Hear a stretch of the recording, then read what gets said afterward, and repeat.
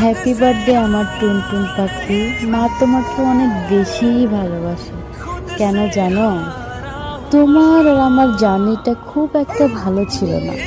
আর সবার মতো আমাদের পাশে কেউ ওটা ছিল খুবই না। ভালো লাগছে, ওটা খুবই তোমার বাবা, তোমার একদম দাদা, তখন তো তোমার হয় নাই কিন্তু দাদি, নানা, নানি, খালামণি কেউ না।